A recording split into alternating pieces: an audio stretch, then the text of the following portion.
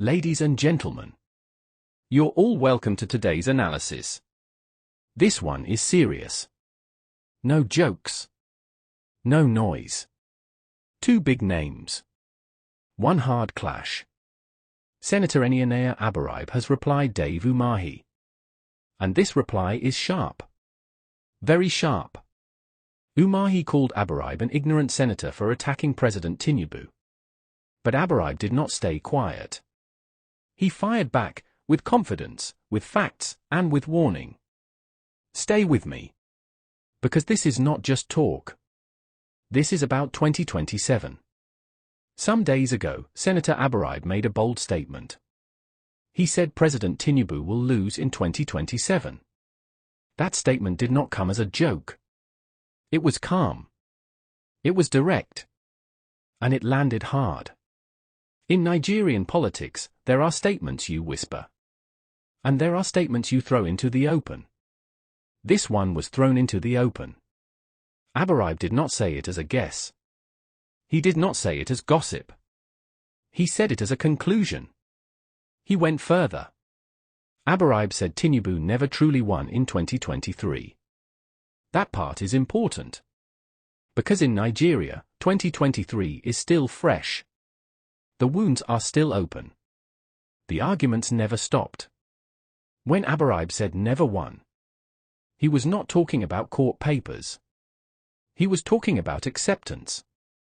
He was talking about belief. He was talking about the people. To him, victory is not just numbers. Victory is confidence. Victory is trust. And he was saying clearly that Tinubu does not have that.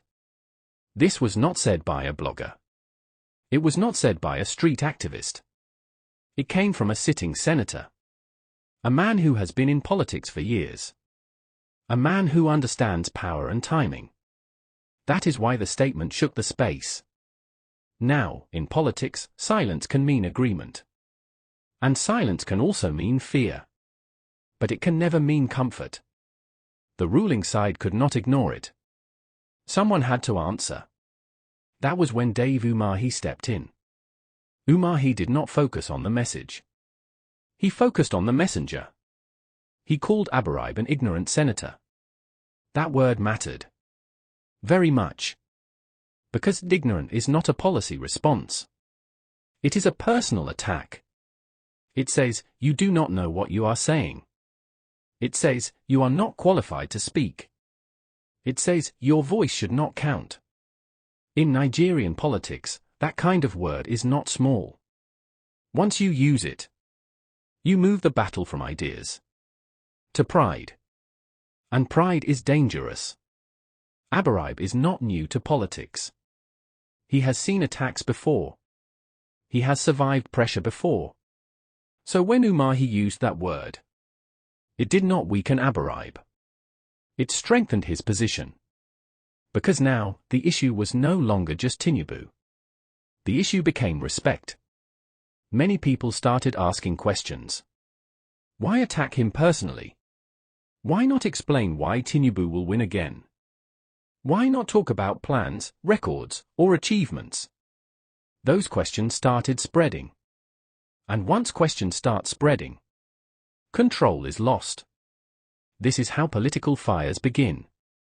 Not with shouting, but with doubt. Abaribe's statement opened a door. Umahi's response pushed that door wider. Now, the public was watching closely. People were not listening for insults anymore. They were listening for answers. Can Tinubu truly win again? Has the government done enough? Do the people feel the impact? These were the silent questions behind the noise. And that is what made this moment serious. Because when a debate moves from loyalty to performance, everything changes. Abaribe did not mention any names in anger. He did not threaten. He did not boast. He simply stated what he believes will happen. And in politics, belief is power. That is why Umahi's reaction mattered. It showed that the statement touched a nerve. If it did not matter, it would have been ignored. But it was not ignored. It was attacked. And attacks usually mean fear of impact. This is how the fire started. Not from violence. Not from chaos. But from words. Clear words. Heavy words. Words that pointed to the future. And once the future is questioned, no leader sleeps well. This chapter is important because it sets the tone. It shows that 2027 is no longer far away. It shows that the battle is already forming. And it shows one simple truth. When politicians stop defending results and start defending pride, the real fight has begun. This was not just a comment. This was a signal. And Nigeria heard it. Abaribe did not rush to respond. And that was the first message. In Nigerian politics, quick replies are common. Angry replies are normal. But silence before response is strategy. When his reply finally came, it was not loud. It was not emotional. It was controlled. That control made it dangerous. Abaribe did not insult Dave Umahi. He did not return the word ignorant. He did not try to prove who is smarter. Instead, he shifted the ground. He moved the argument away from names and placed it where it hurts most. The field. He said clearly, "We are going to meet him in the field. And we will see how he will couple together. That thing that will make him win again. It won't work." This was not just a reply. It was a challenge. In simple terms, Abaribe was saying this: let us stop talking. Let us test strength. Not in interviews. Not in press statements. But where power is decided. The field. That word carries weight in Nigerian politics. It means elections. It means voters. It means reality. By saying this, Abaribe rejected insults. He rejected titles. He rejected noise. He asked for proof. That is a bold move. Because once you ask for proof, you are saying you believe the other side cannot provide it. Abaribe also touched a sensitive point. He said Tinubu will try to couple together something to win again. That line was deliberate. It suggests force. It suggests arrangement. It suggests patching things together. Not organic support. Not natural acceptance. And then came the final line. It won't work. That line closed the door. No apology. No soft landing. Just finality. This reply changed the tone of the entire conversation. Before now, it was Umahi versus Abaribe. After this reply, it became Tinubu versus the future. Because Abaribe was no longer defending himself. He was questioning a system. And systems do not like to be questioned. What made the reply even stronger was what Abaribe did not say. He did not list problems.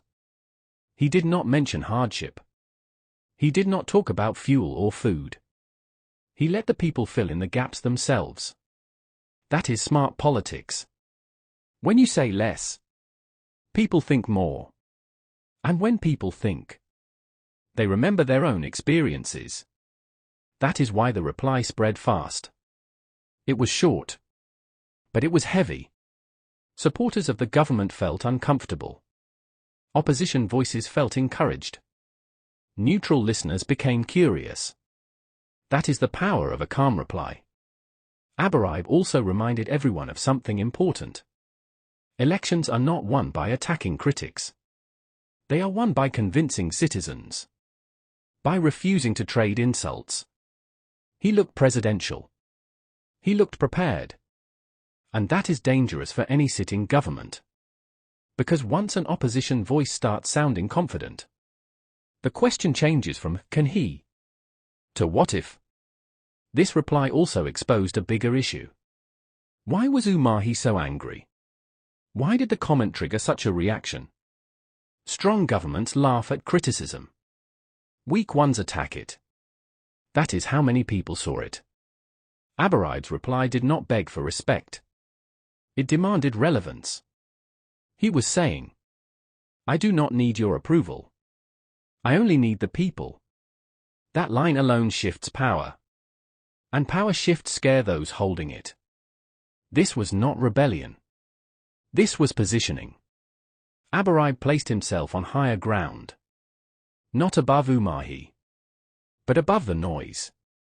By doing that, he turned a personal insult into a national conversation. Can Tinubu truly win again? Will arrangements be enough? Will the people agree? Those questions are now alive. And once questions are alive, they do not die easily. This is why the reply mattered. Not because of its length, but because of its direction. It pointed forward. It said, "Let history decide." And in Nigerian politics, history is written by elections. Abaribe knows this. And by calling for the field, he showed he is ready for it, whether one agrees with him or not. The message is clear. This battle is no longer about words. It is about proof. And proof only comes one way. At the ballot, this moment is not just another political exchange. It is a sign. A clear one.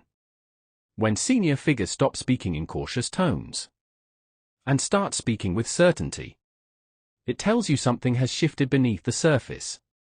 This exchange between Abaribe and Umahi is not about ego. It is about direction. It is about confidence. And most importantly, it is about timing. In Nigerian politics, timing is everything. Abaribe did not make his statement close to an election. He made it early. That matters. Early statements are not emotional reactions.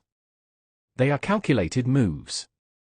By speaking now, Abaribe is testing the ground. He is listening to reactions. He is measuring fear and confidence. And the response he got was not calm reassurance. It was anger. That tells a story. When a government believes deeply in its future, it responds with results. It points to plans. It points to impact. But when it feels pressure, it attacks voices. That is the signal many observers are reading from this exchange. Another important point is the language Abaribe used. He did not say maybe. He did not say if. He spoke with certainty. Certainty in politics is contagious. When one voice sounds sure, others begin to speak. Quiet doubts find courage. This is how movements begin. Not with rallies, but with belief. This moment also shows that 2027 will not be business as usual. The old formula may not work. The idea that power alone guarantees victory is being openly questioned. And once that idea is questioned, it loses its grip. Abaribe's message was simple but strategic. The people will decide.